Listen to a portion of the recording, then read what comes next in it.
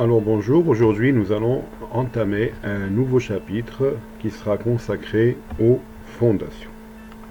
Alors ce terme fondation désigne des éléments particuliers d'une construction. On sait très bien qu'une construction est constituée de deux parties. La première partie, c'est ce qu'on appelle, donc cette partie qui est au-dessus du sol, qu'on appelle la superstructure.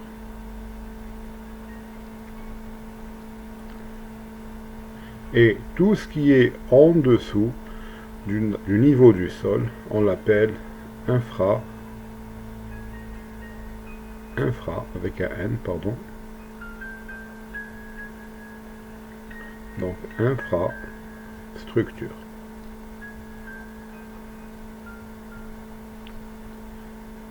Très bien. Alors les fondations, ce sont des éléments qui sont situés dans l'infrastructure. C'est ce qu'on voit ici. Alors ici, on voit en rouge différents éléments de l'infrastructure. Alors de l'infrastructure, donc des fondations. Alors attention, il ne faut pas confondre infrastructure et fondation. Pourquoi? Parce que infrastructure comprend les fondations, c'est clair, mais aussi, elle peut comprendre aussi des murs de soutènement, d'accord, des murs périphériques, lorsque vous avez des sous-sols périphériques.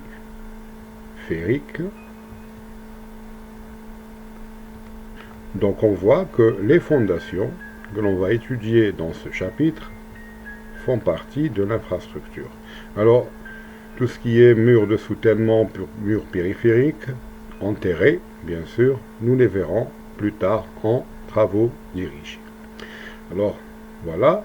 Donc, on voit bien qu'ici, qu'il y a différents types de fondations, donc de semelles, et c'est ce qu'on va voir donc tout au long de ce chapitre. Alors, on ne va pas s'intéresser uniquement à énumérer les différents types de fondations, mais on va s'intéresser à leur fonctionnement, à leur technologie de mise en œuvre et au choix de ces fondations pour chaque cas particulier. Pourquoi? Parce que pour une situation donnée, pour un immeuble donné, comme ici, alors il existerait différentes options pour lui faire son système de fondation. D'accord?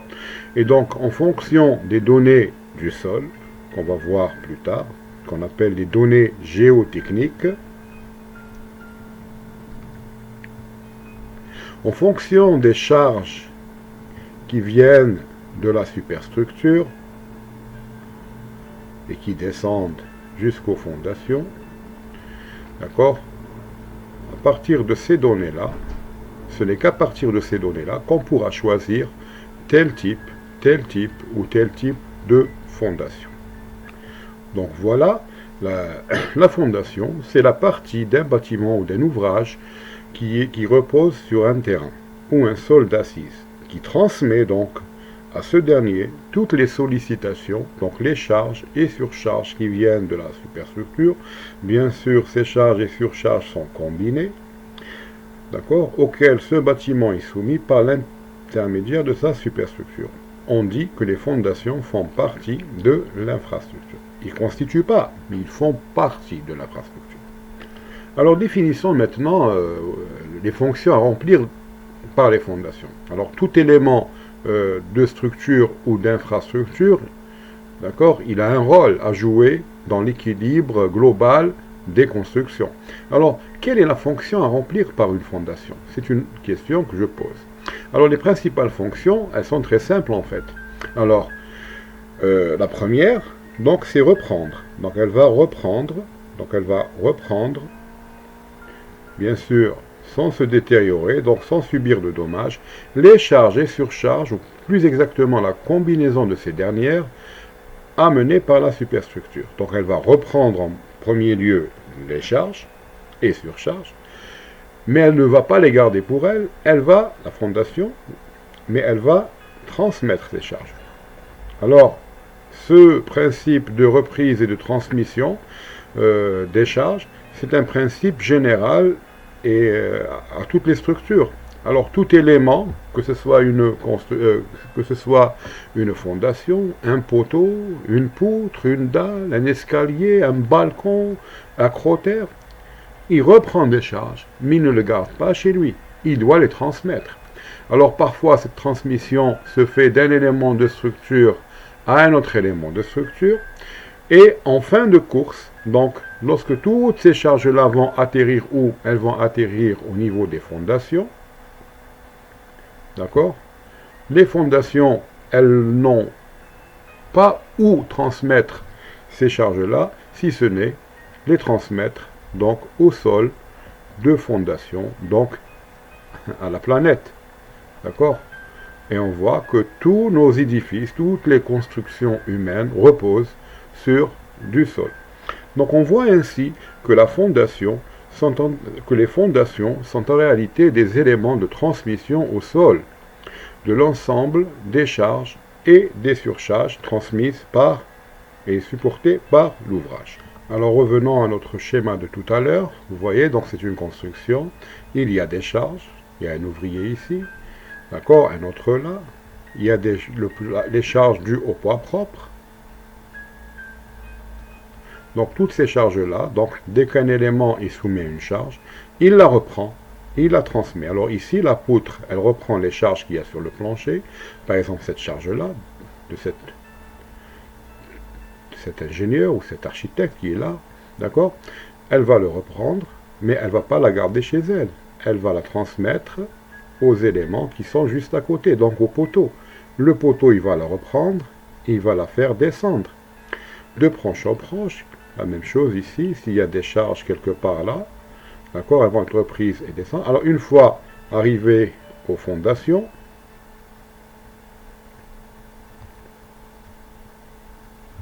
voilà, une fois arrivé au niveau des fondations, ces charges-là, elles n'ont nulle part où aller, elles ne vont pas remonter pour se distribuer vers d'autres éléments de structure, mais elles vont se décharger,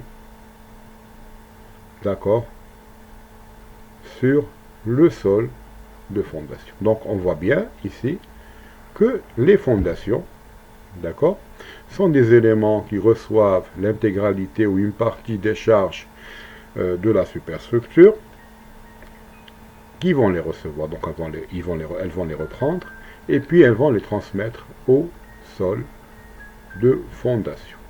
Parfait. Alors voyons maintenant, du point de vue mécanique, comment se comporte une fondation. Alors sur ce schéma-là, j'ai essayé de caricaturer un petit peu notre situation. Donc, vous avez l'ensemble des charges et des surcharges qui viennent par un poteau, par la superstructure, à l'élément de fondation que vous voyez ici.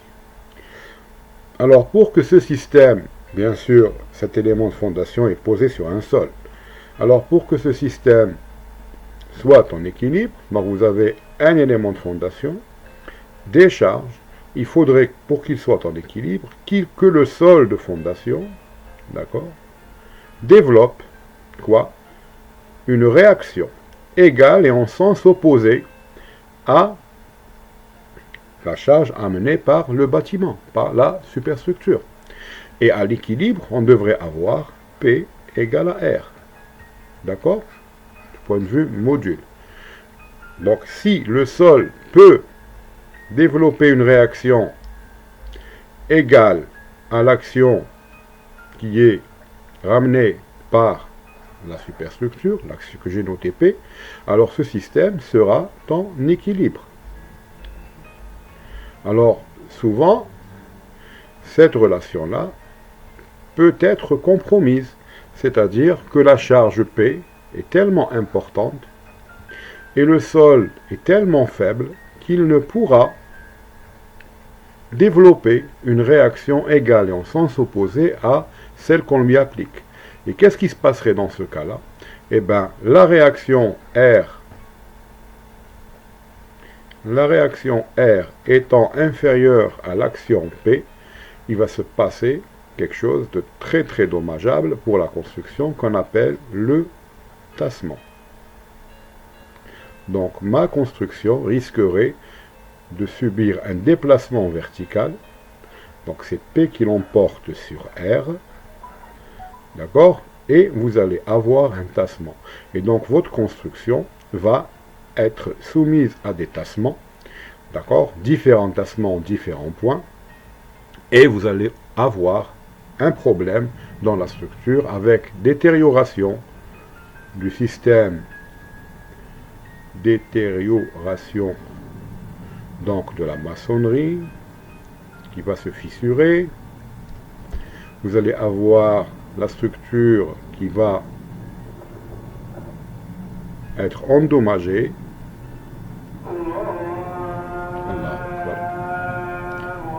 Et là, ça ne deviendra plus gérable.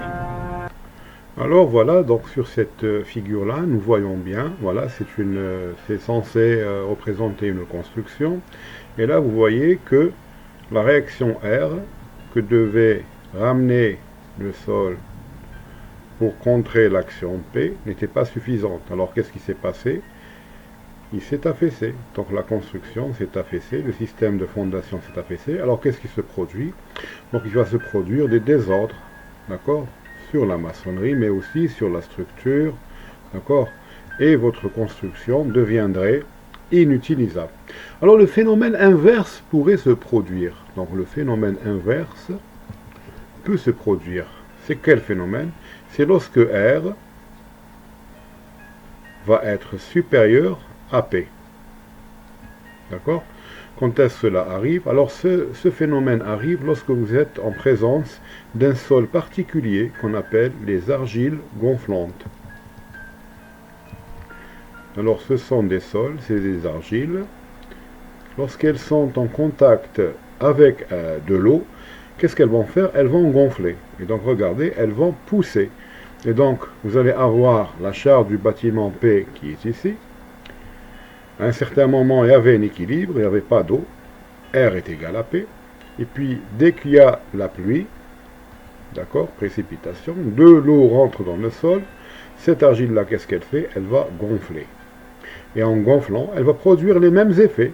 Donc, des désordres, d'accord. Donc, R va devenir plus grande que P. Donc, vous allez avoir la réaction plus l'action du gonflement. La réaction qui s'opposait à P plus une charge due au gonflement de cette argile-là. Et donc, ça va gonfler, d'accord? Et vous allez avoir des désordres dans la structure et dans la superstructure. Et, je dirais, ça va compromettre carrément la stabilité et la tenue de votre construction. Donc, c'est un phénomène auquel on ne voudrait pas arriver. Alors, en général, lorsqu'on a affaire à des argiles gonflantes, d'accord, on a tendance à dépasser cette couche d'argile. Alors, comme vous le savez, le sol est constitué de deux couches. Alors, si jamais vous êtes ici sur une couche d'argile gonflante, on ne va pas mettre nos fondations ici, d'accord, mais on va les mettre bien en bas, en dessous de la couche de fondation, de sorte à ce que lorsque cette fondation va appuyer sur cette couche-là, celle-ci va gonfler, elle ne va pas faire monter ma fondation. Et mon système va demeurer stable à chaque fois. Donc, voilà une équation donc, nécessaire, c'est que l'action des charges qui viennent de la superstructure doit être toujours égale à l'action de la résultante que produit le sol pour avoir l'équilibre et avoir une construction qui ne va pas souffrir de dommages et de fissuration. Voilà, donc ceci résume ce que j'étais en train de vous dire, d'accord, pour que le système sol-fondation, c'est un système dual, donc sol et fondation, soit en équilibre, il faut que la force de réaction du sol de fondation R soit égale à la force transmise par la fondation. On voit donc bien que la fondation proprement dite doit non seulement résister à la charge P, issue de la superstructure, que l'on note P, mais aussi doit reprendre la réaction du sol de fondation que l'on note R. Et notre fondation, regardez, du haut vous avez P, du bas vous avez R, et cette fondation-là, elle est prise en étau, comme en sandwich, entre deux charges égales et en sens opposé, ce qui nous amène à dire que le dimensionnement d'une fondation est mené simultanément en considérant l'élément structural proprement dit, donc la fondation, mais aussi le sol de fondation qui doit répondre à certaines exigences. Donc le sol, on doit apporter plusieurs exigences par rapport au sol. La principale, je dirais, qu'il soit apte à développer une réaction égale et en sens opposé, pour le moment, à la charge transmise par la superstructure. Alors voyons maintenant comment sont répartis les efforts donc, qui sont issus de la superstructure, les efforts P, d'accord, qui sont issus de la superstructure, comment ils sont répartis sous la fondation. C'est ce qu'on dit, donc répartition des efforts sous une fondation. Donc l'action verticale P, issue des différentes charges et surcharges qui viennent de la superstructure, est en réalité appliquée sous une forme de pression sur le sol de fondation, en vertu du principe de l'action de la réaction du sol, réagit, pour que ce dernier réagit en développement une pression égale et en sens opposé. Donc, si vous prenez un élément, comme ça, on va dire que ceci est une fondation. En dessous de cette fondation, vous avez un sol. Partout, en dessous de toute la surface. Vous avez une charge. Alors, si cet élément de fondation A pour dimension A et largeur B, donc une surface S égale A fois B, d'accord? Alors, la pression que va exercer la fondation sur le sol que vous voyez ici, elle serait égale à quoi? À la charge P divisée par la surface d'impact de cette fondation sur le sol. Et une charge divisée par une surface, on appelle ça une contrainte. Donc la contrainte transmise par la fondation sur le sol, elle est égale à P, donc la charge issue de la superstructure. Donc pour le moment, c'est une donnée, donc on vous donnera à chaque fois cette charge-là. Au prochain semestre, vous allez apprendre à déterminer cette charge. Et donc, vous voyez que la contrainte transmise au sol de fondation, c'est une pression, donc c'est une pression qui est égale à P divisé par la surface. Alors, d'ailleurs, à partir de cette relation-là, on peut voir pourquoi est-il si important de disposer une fondation sous un ouvrage. Alors, imaginez que vous ayez un poteau. Regardez un moment, voilà, attendez. Imaginons un instant que l'on ait un poteau. Voilà.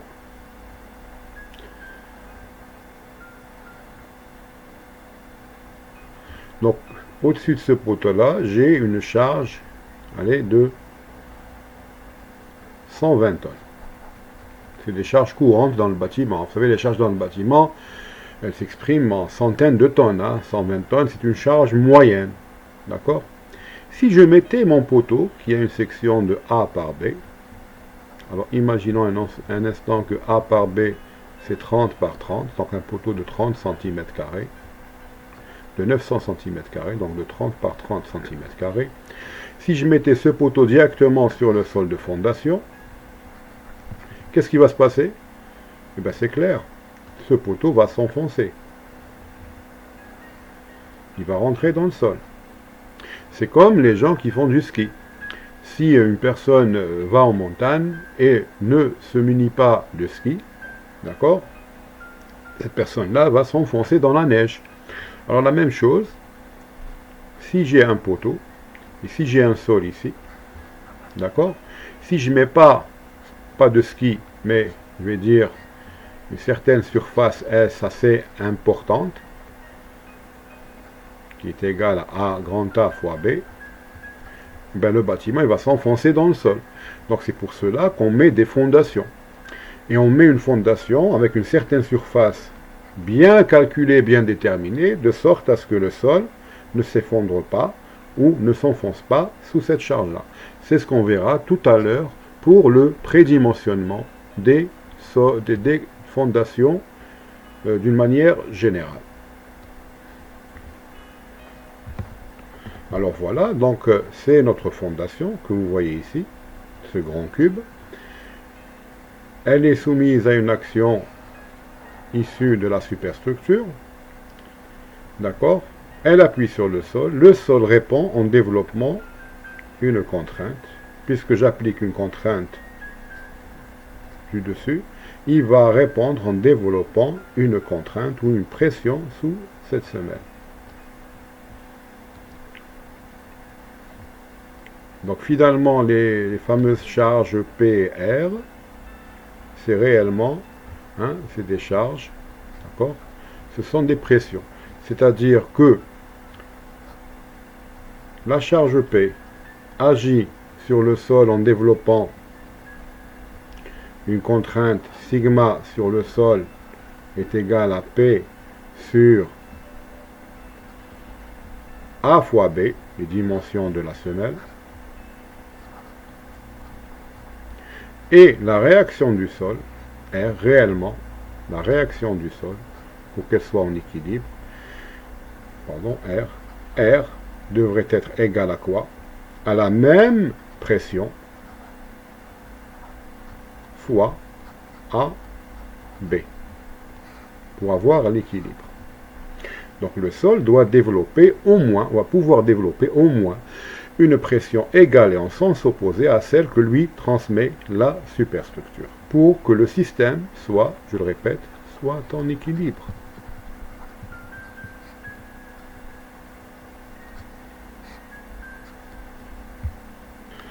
Alors voyons maintenant dans ce paragraphe quelles sont les principales questions qu'il faudrait se poser pour élaborer un projet de fondation. Alors dans tout projet de fondation, le point essentiel revient à considérer, qu'on doit vérifier, donc c'est la stabilité du sol de fondation dans le temps. Alors à cet effet, il faudra impérativement répondre à plusieurs questions. Donc la première question à laquelle on devra répondre, quelle est la nature, l'épaisseur et la position des différentes couches de terrain dans la zone située directement sous l'ouvrage. On va les lire, ensuite on va expliquer très succinctement. Quel est le niveau de la nappe phréatique, s'il existe? À quelle profondeur se situe le sol d'assise pour les fondations? Et puis enfin, quelle est la capacité portante, et c'est le point qui m'intéresse ici, quelle est la capacité portante du sol de fondation? Alors, vous savez que les sols sont constitués de différentes couches, qui sont parfois parallèles, comme ça, parfois elles ne sont pas très parallèles, d'accord?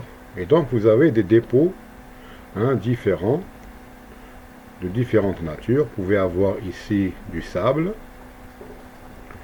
ensuite vous allez avoir de l'argile sableuse, donc un mélange d'argile et de sable. Vous pouvez avoir ensuite des graviers, et en fin de compte peut-être une roche. Parfois on peut même trouver dans le sol de l'eau. Alors c'est une nappe, ça vous le savez. Très bien. Alors l'une des questions que l'on doit savoir, c'est quelles sont les différentes couches qui constituent mon terrain. Alors, cette constitution-là, on l'appelle la lithologie. La constitution des couches. Lithologie du terrain.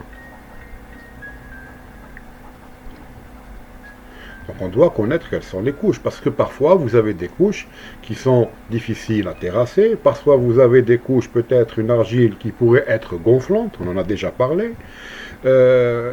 Voilà, donc on doit connaître au moins quelles sont les différentes couches sous le bâtiment.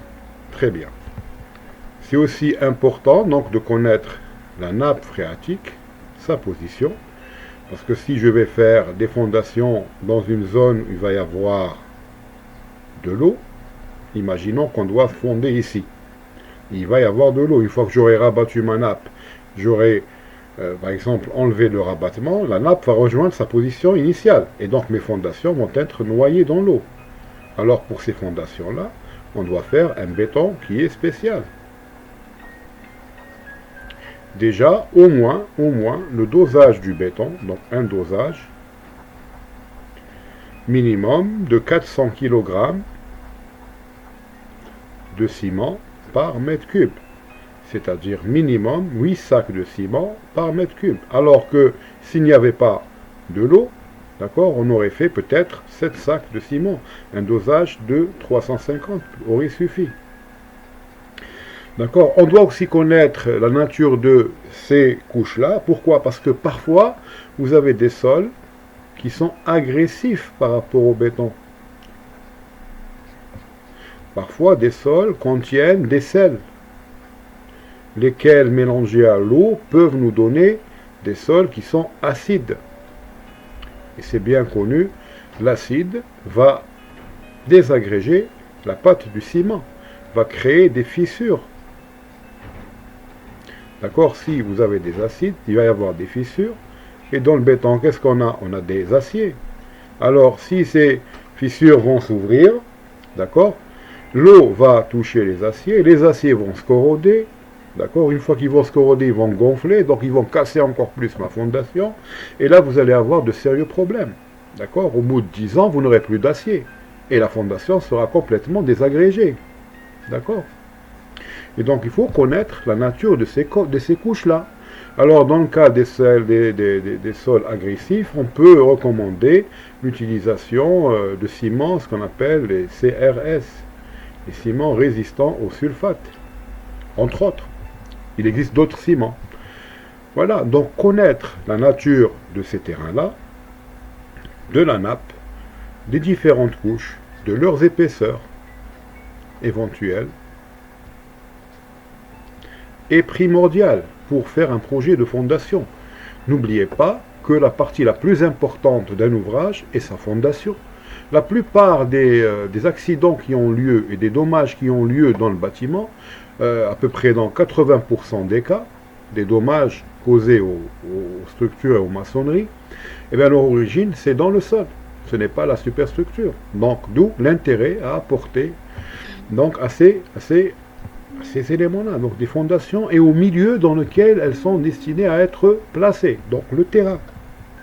La troisième question à laquelle il faudra répondre, à quelle profondeur est situé le sol d'assise et quelle est sa capacité portante. Alors ici, ces deux points, je dirais que ces deux points sont très très importants.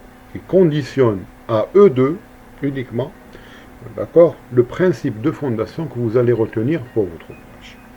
Alors, je vais commencer par le quatrième point. Capacité portante du sol de fondation. Cela veut dire quoi? Vous savez que tout élément, d'accord, tout élément, ou tout matériau,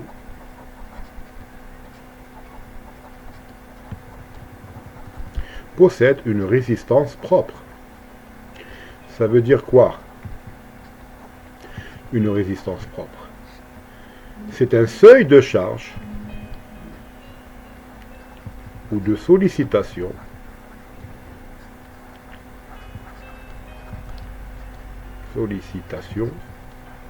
qu'il ne faudra pas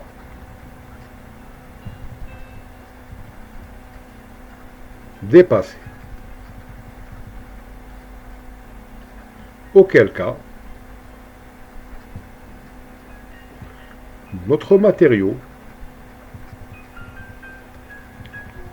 d'accord, va se rompre, casser, donc il va casser, se dégrader, etc., etc. Et c'est ce à quoi nous ne voulons pas arriver. Pour le béton, par exemple. Vous savez que le béton résiste bien à la compression. Et bien sa résistance à 28 jours, FC28, elle est variable, mais on dit qu'un béton de structure, au minimum, c'est 25 mégapascales. Au-delà de 25 mégapascales, donc au-delà de cette contrainte de compression limite, le béton va casser. La même chose pour les sols. Alors les sols, ils n'ont pas une résistance, on n'appelle pas ça résistance à la compression, mais on appelle ça, donc pour les sols, on appelle ça le taux de travail du sol. Anciennement, c'est cette appellation qu'on utilisait. Maintenant, on appelle ça la contrainte admissible. Donc, comme ici, c'est une contrainte limite admissible du sol. Elle est notée sigma sol avec un bar ici. Pourquoi ce bar? Ça veut dire qu'on ne doit pas dépasser cette limite. Donc, la contrainte admissible du sol, c'est quoi? C'est la pression maximale qu'on pourra appliquer sur le sol sans que ce dernier ne s'effondre, auquel cas on va avoir R inférieur à P et vous allez avoir des désordres dans votre structure. Donc la contrainte admissible d'un sol, je répète, elle est notée sigma sol admissible avec barre en haut. Donc sigma sol admissible, d'accord? C'est la pression ou la contrainte maximale que l'on pourra appliquer sur le sol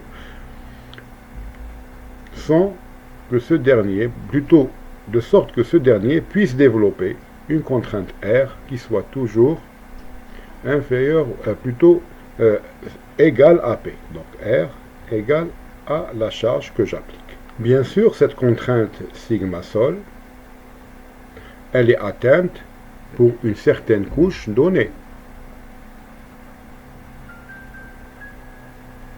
Donc, à une certaine profondeur. Donc, à chaque fois que vous aurez une lithologie de sol comme ça,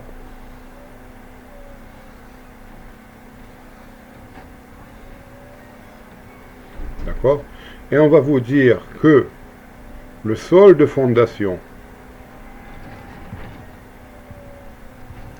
est situé, alors, imaginons qu'ici vous avez 2 mètres, ici vous avez 3 mètres. Alors, on va vous dire que le sol de fondation est à 3 mètres de la surface. Et on vous donnera, donc à partir de cette couche-là, vous pourrez faire vos fondations là-dessus. Pourquoi? Peut-être parce que cette couche-là est faible. Elle a une faible portance, une faible contrainte. Ici, la contrainte s'améliore, donc on aura une bonne portance. Donc un bon sigma sol 2.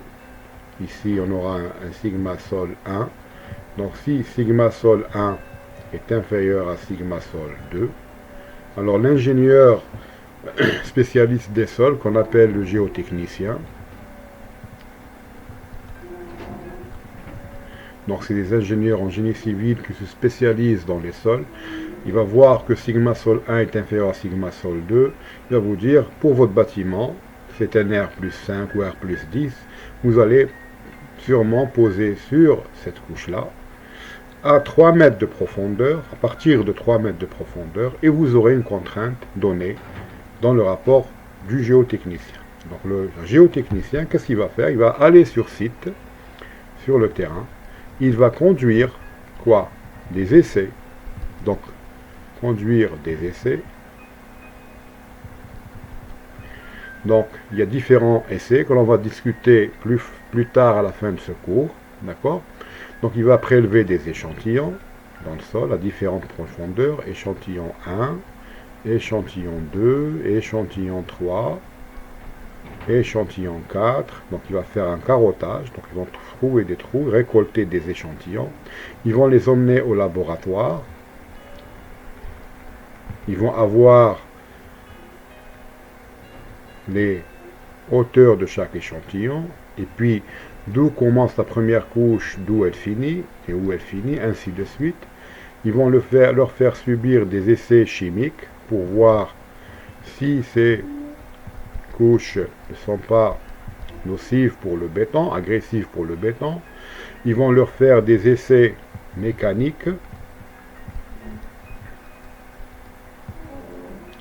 pour voir la contrainte admissible de chaque échantillon.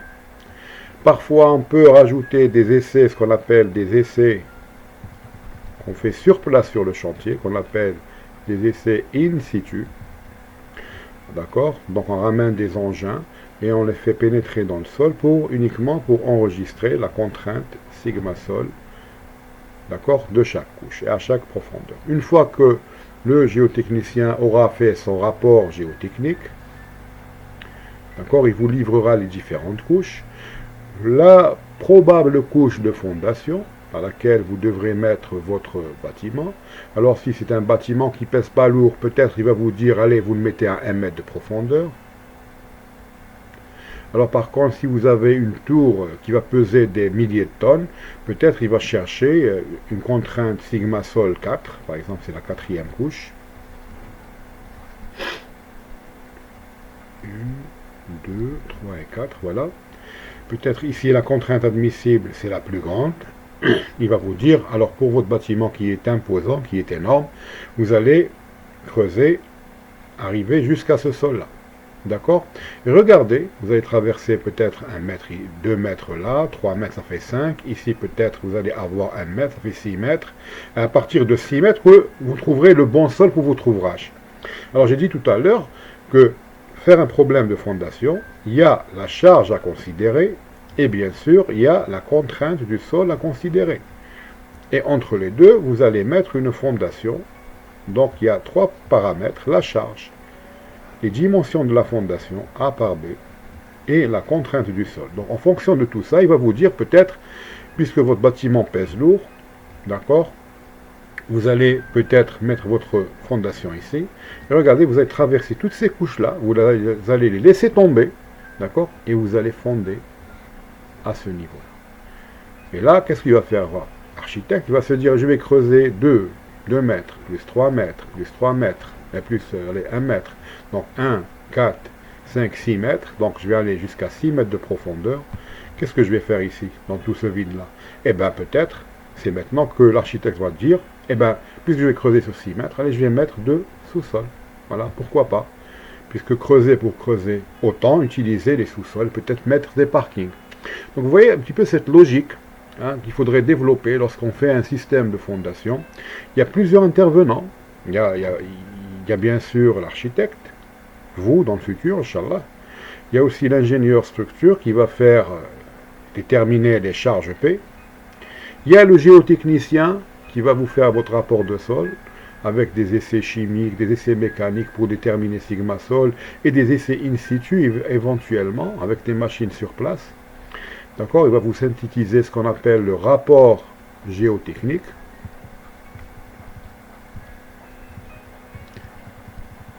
C'est grâce à ces données-là que vous pourrez faire votre système de fondation pour votre projet. Donc il est très très important donc, de déterminer la profondeur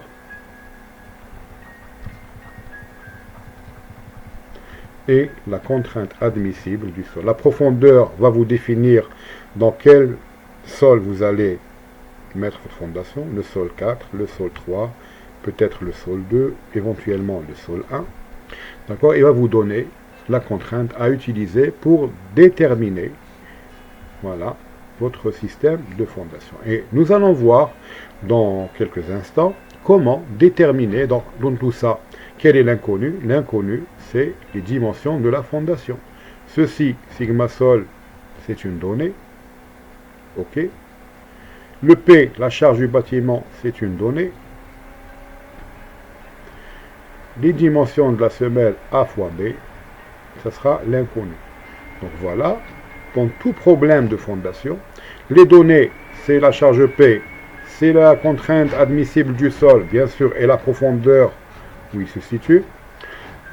Et l'inconnu, c'est les dimensions de cette fondation.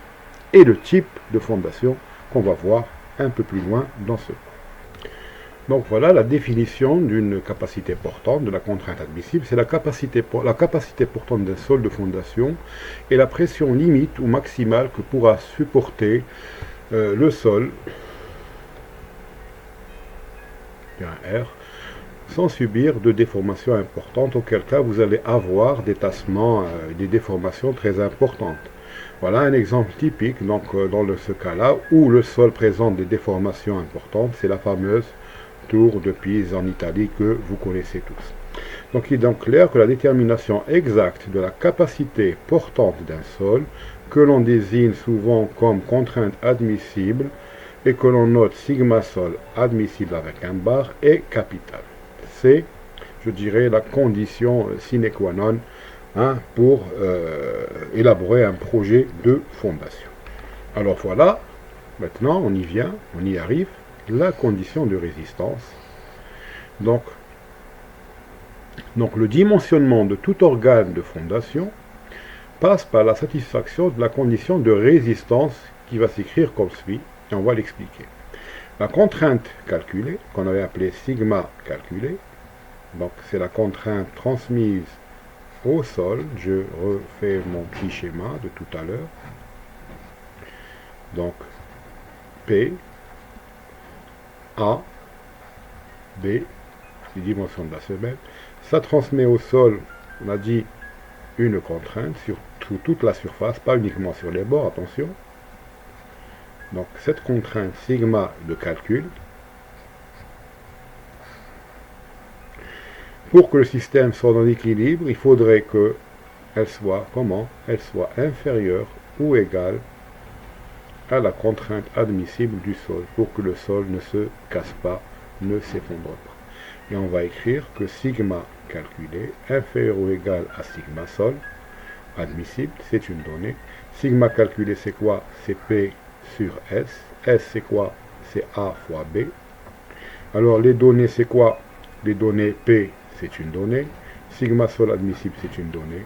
Là, l'inconnu, c'est les dimensions de ma fondation A fois B. Et on va pouvoir résumer tout problème de fondation par la formule suivante. Déterminer A fois B en fonction de sigma sol et P. Donc si je fais monter ce terme ici, je descends celui-là. Donc j'aurai AB supérieur ou égal à P sur sigma sol admissible. Donc si je connais la charge qui s'applique sur la fondation, je connais la contrainte limite à ne pas dépasser sur le sol, et bien il suffit de choisir un couple A et B de dimension de semelle qui me satisfasse cette relation, et je dirais que le tour est joué, ma fondation va être déterminée. Alors maintenant nous allons voir la classification des sols selon leur capacité portante. Donc on a vu tout à l'heure que l'ingénieur géotechnicien, c'est lui qui me donnait la contrainte sigma sol pour chaque couche. Et donc on sait que les couches vont être différentes. Une fois que vous avez une couche qui est différente de l'autre, c'est clair que la contrainte admissible de chaque couche va être différente. Alors dans la nature, la grande diversité des sols rappelle que ces derniers ont des contraintes admissibles très diverses et très différentes. Alors le schéma classique que l'on peut retenir est celui des sols carrément inconstructibles. Il y a des sols qui sont vraiment inconstructibles, c'est-à-dire ce sont des sols très très mauvais, pour lesquels sigma sol est tellement basse, sigma sol admissible est tellement basse, que l'on ne pourrait pas envisager une construction humaine dessus. D'accord? Il y a aussi le deuxième aspect, c'est les bons sols. Donc, c'est des sols présentant de bonnes caractéristiques mécaniques. Il y a aussi les très bons sols. Donc, vous avez trois familles. Les sols inconstructibles, les sols qui sont bons, c'est des bons sols. Donc, vous pouvez construire dessus des constructions assez diverses. Et vous avez les très bons sols qui ont des caractéristiques mécaniques excellentes. Alors, c'est clair, par exemple, si je voulais donner un exemple de très bon sol, pour lequel la contrainte sigma sol est très grande. Vous allez penser directement à quoi? À la roche. Très bien. Une roche, elle a une contrainte admissible qui serait vraiment importante. Quoique la roche n'est pas un sol. Les roches, c'est des roches, et les sols, c'est des sols. Mais on ne va pas faire cette distinction ici dans ce cours. Donc, la classification précédente, donc des sols inconstructibles, bons sols et des sols excellents, elle est souvent subjective. Car aux yeux du concepteur, seule la contrainte admissible et donc sa valeur représente le principal critère de classification.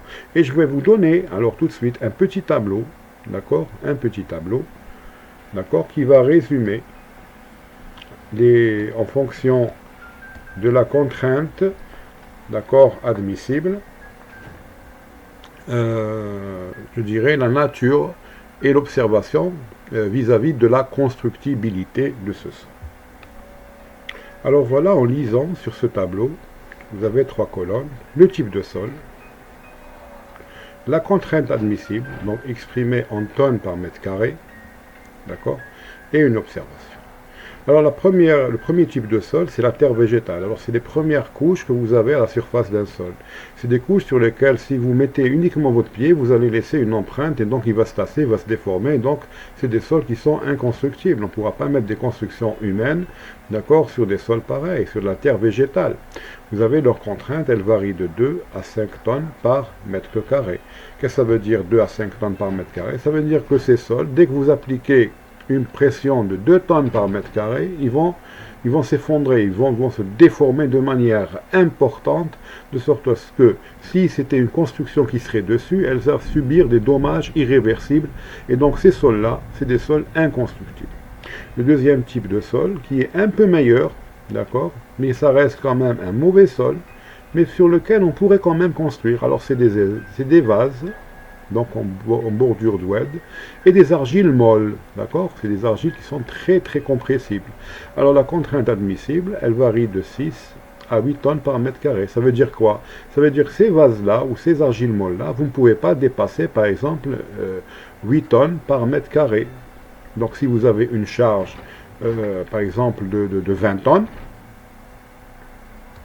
voilà, si j'ai une charge de 8 tonnes par exemple, et si je mets une semelle qui a une surface de 1 mètre carré, donc vous allez avoir 8 divisé par 1 mètre carré, vous allez avoir 8 tonnes par mètre carré, et donc si votre contrainte admissible, sigma sol admissible, est égale, pour cet vase, est égale à 6 tonnes par mètre carré, vous voyez que vous dépassez.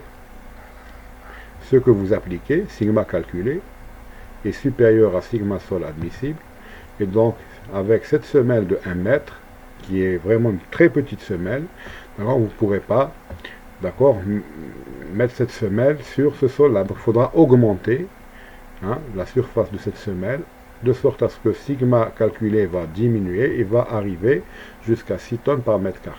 Donc c'est des sols sur lesquels on peut, c'est des mauvais sols, mais c'est des sols sur lesquels on pourra construire, mais les dimensions de semelle vont être importantes. Alors c'est des mauvais sols.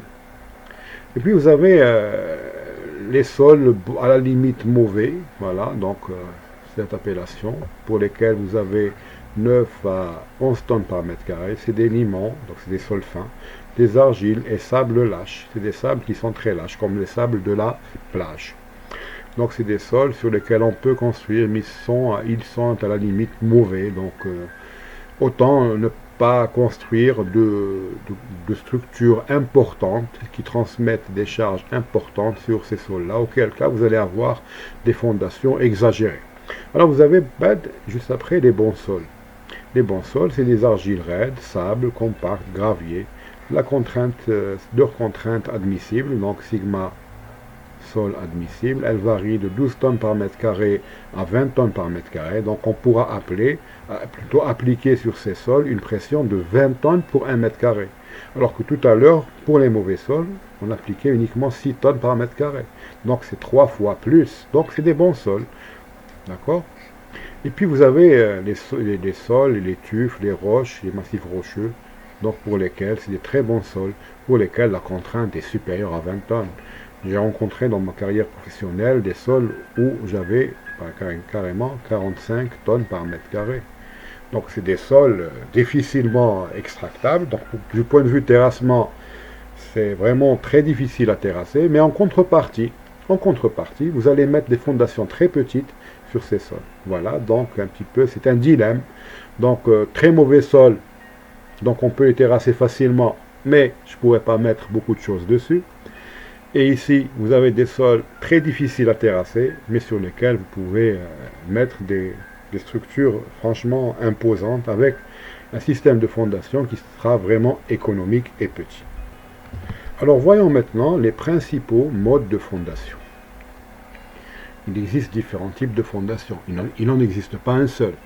Alors, il y a 3 grandes familles de fondations que l'on va voir maintenant. 3 grandes familles qui sont déterminées en fonction de 2 paramètres. Le paramètre grand D et le paramètre petit d. Alors si grand D désigne la profondeur de la fondation, prise, attention, par rapport au niveau du sol extérieur. Et si petit d, c'est la dimension transversale des organes de fondation, donc le A ou le B. Donc D, c'est soit A, soit B de tout à l'heure. D'accord ? C'est en fonction du rapport grand D sur petit d que l'on va diviser les principaux modes de fondation en 3 familles. Et c'est ce qu'on va voir tout de suite. Alors, lorsque le rapport grand D sur petit d est inférieur ou égal à 4. Alors, je vais faire un petit schéma ici. Donc, c'est ma fouille, ma fondation,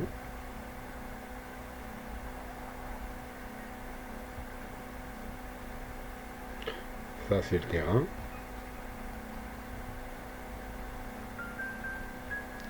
alors ici c'est le côté petit d, et là c'est la profondeur grand D. Ça c'est l'extérieur. D'accord? Alors si D, grand D sur petit d est inférieur ou égal à 4, on dit que la fondation est superficielle. Donc pour chaque système de fondation où grand D, donc la profondeur d'ancrage, donc D, on appelle aussi profondeur d'ancrage. D'accord? Si la profondeur d'ancrage divisée par la dimension transversale de la fondation est inférieure à 4, on dit que la fondation est superficielle. Alors, c'est la première famille, et cette famille comporte 3 membres. C'est les semelles isolées, que vous connaissez, j'imagine, c'est les semelles filantes, et c'est les radiers, qu'on va voir en détail dans la suite de ce cours. Lorsque le rapport grand D sur petit d est strictement supérieur à 4 et inférieur ou égal à 10, on dit que la fondation est semi-profonde. Elle n'est pas profonde, mais elle est semi-profonde. On appelle, par exemple, c'est des semelles sur puits. Et lorsque le ratio grand D sur petit d est supérieur strictement à 10, on dit que la fondation est profonde. Alors, parmi les membres de cette famille de fondation, vous avez les pieux, que vous connaissez. Les parois moulées, oui, les parois moulées, c'est des éléments, d'accord, qui sont très fins. Ils ont à peu près 40 cm d'épaisseur, sur lesquels on peut fonder, donc elles jouent le rôle de fondation, d'accord. Et puis elles sont très profondes, dépassent parfois les 10 mètres. D'accord? Alors cette année, on ne va pas s'intéresser à ces fondations-là, qu'on appelle les fondations spéciales.